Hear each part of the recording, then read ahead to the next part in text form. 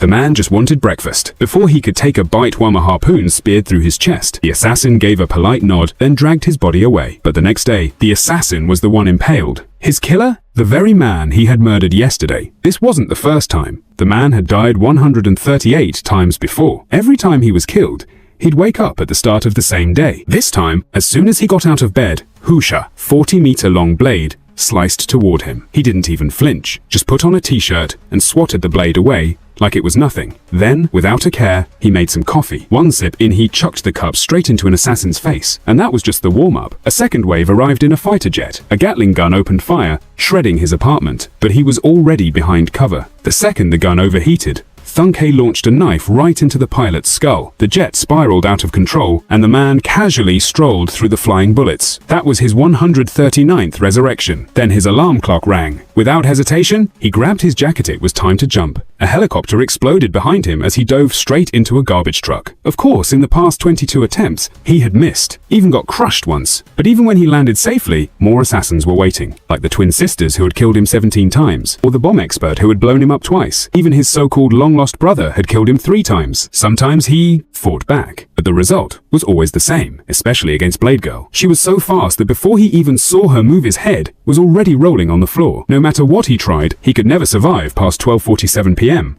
So instead of fighting, he spent time with his son. They had a blast at an arcade, but when they left, he noticed something. The clock said 12:50 p.m. He had lived 3 minutes longer than ever before. Then it hit him he was being tracked. The only reason he lasted longer was that the arcade's basement had no signal. The second he realized this, the assassins arrived. As expected, he was filled with bullets again. On his 146th resurrection, he went straight to an old friend. From him, he learned the best place to hide a tracking device was inside a tooth. And that's when he remembered he had gotten a tooth implant a few days ago. Ignoring his friend's protests, he grabbed a tool and prepared to rip it out, just to see if he was being tracked.